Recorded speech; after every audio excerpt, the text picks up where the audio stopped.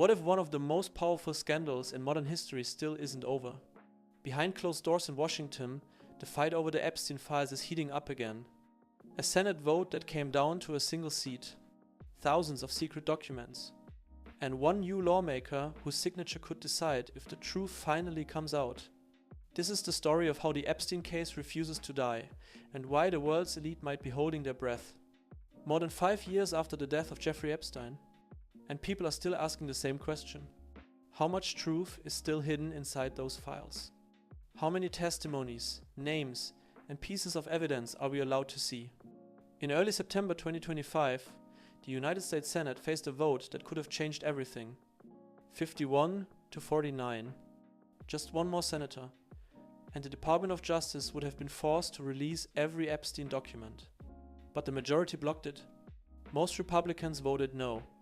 Only 2 of them, Josh Hawley and Rand Paul, sided with the Democrats. The result? The files stay sealed. But over in the House of Representatives, things look different. The Oversight Committee, led by James Comer from Kentucky, is pushing for transparency. Since the summer of 2025, they've issued subpoenas to the Department of Justice and to Epstein's estate. In August, the committee released thousands of pages of documents, records, calendars, letters, and notes from Epstein's personal files. Victims' names were blacked out, but the message was clear. There is still a lot more material waiting to be uncovered. Comer says the investigation is ongoing. More releases are coming, step by step, after legal review. Meanwhile, something unusual is unfolding in the House. A procedural move called a discharge petition. It's a rare tool that allows lawmakers to force a vote even against their leadership's wishes. This petition is bipartisan, backed by Thomas Massie, a Republican, and Ro Khanna, a Democrat. Their goal: to make the remaining Epstein files public. And here's where it gets interesting. According to several reports, only a few signatures are missing. One of them could come from Adelita Grijalva. She's newly elected, a Democrat from Arizona, and her signature could be the one that tips the scale. But she hasn't been sworn in yet. The Speaker of the House, Mike Johnson, hasn't scheduled her oath. Democrats accuse him of delaying it on purpose. While politics stalls, the slow release of Epstein documents continues. Many of them are already public. In early 2024, during the case of Giuffre versus Maxwell, hundreds of court records were unsealed. They included names of well-known people, from business leaders to politicians and celebrities. But that doesn't mean they're guilty. Most of those names appear in witness statements or contact lists. And many of the people mentioned have denied any wrongdoing. The Department of Justice and the Federal Bureau of Investigation have both said the same thing. There is no single client list. Instead, there are many separate documents from different cases, each one covering a small piece of Epstein's network. Officials say that a full release could harm ongoing investigations or endanger victims' privacy.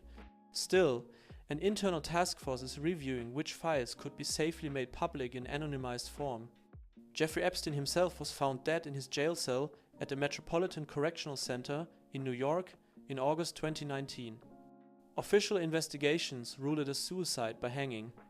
That conclusion was confirmed in later Justice Department reviews.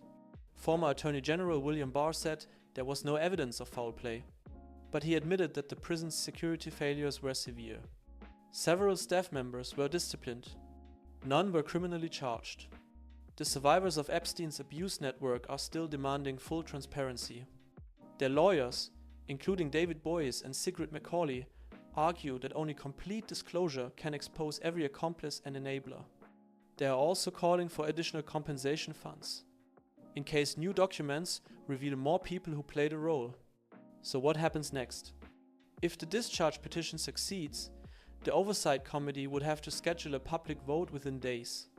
But even then, the final say rests with the Department of Justice. Every document would need a legal review before it could be released. One signature won't unlock everything overnight. But every new release adds pressure on the government, on the justice system, and on anyone who might still be hiding something. Jeffrey Epstein is gone, but the investigation into his network continues. In the courts, in politics, And in public opinion, many questions remain. About who helped him, who protected him, and where the money went. But the victims still hope that one day the full truth will be known.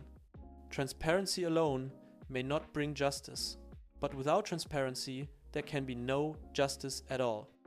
Thanks for watching and for taking the time to stay informed. If you believe that truth and transparency still matter, hit the like button and share this video so more people can see it. And if you want to stay updated as the story unfolds, make sure to subscribe and turn on notifications. Every view, every comment, every share helps keep the spotlight on accountability. Until next time, stay curious and stay aware.